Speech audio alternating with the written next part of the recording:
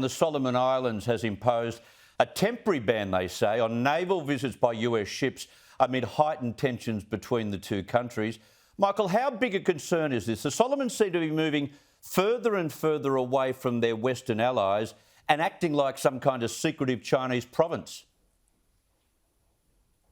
It was rude not to tell the Americans for a week. It's confrontationist. It shows how far they're willing to go because it's against their own self-interest. That was a fishing ship monitoring fishing around the Solomons. That's one of their only big industries. Are Australian ships also being barred? I urge you and all your readers to just go to Google and have a look at all the big land battles and naval battles that were fought around there.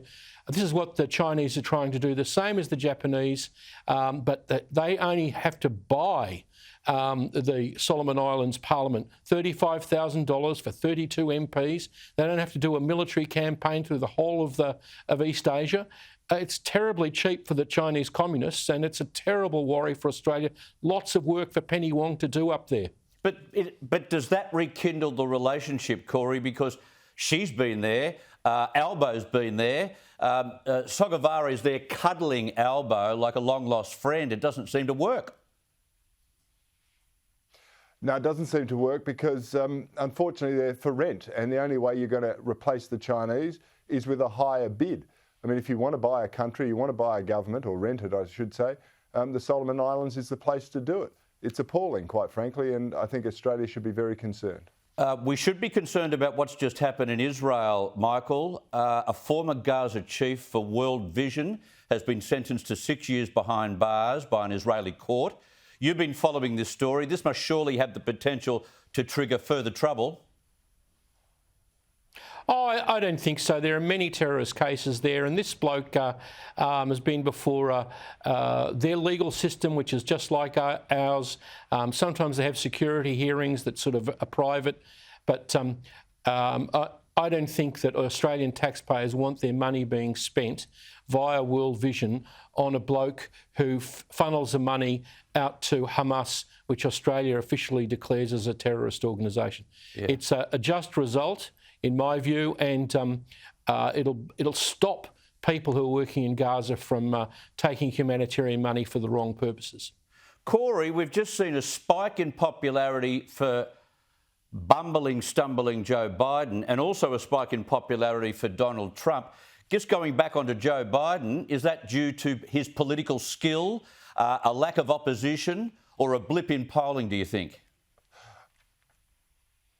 Oh, I think maybe a collective madness has got to the pollsters. I can't see how anyone could be wanting to see say Joe Biden is doing a great job in America. It's just extraordinary. These polls have to be wrong. I'm not saying that Donald Trump's polls are right either, but Biden's, I mean, look, maybe it's a dead cat bounce from, the lowest polls in history. Yes. I agree. And Michael, after the raid on Mar-a-Lago, we all tipped it. He's a victim again, and they surge in their numbers to support him, Donald Trump. Well, how about you think that some people in the Biden administration were Machiavellian enough to do this rather than a subpoena, as Professor Alan Dershowitz said they should have done if they had some lost documents. How about this puts Donald Trump back at the centre of American politics and helps the Democrats by making things an either-or case of Donald Trump, as we saw at the last elections. That didn't go too well. Puts DeSantis and other moderate Republicans out of business.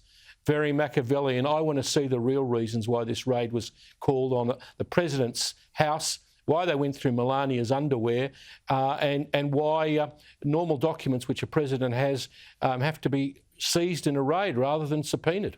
Yeah, exactly. Quickly to you, Corey. Cameron Smith going to Greg Norman's Saudi-backed Live Golf Circus. You'd do it for $150 million too, wouldn't you? I'd do it for about a third of that, Chris. And I reckon you would too, and Michael would as well. What kind of a golfer is he, Chris? Oh, what kind of a golfer is he? It doesn't matter. He'll retire at the ripe old age of 30.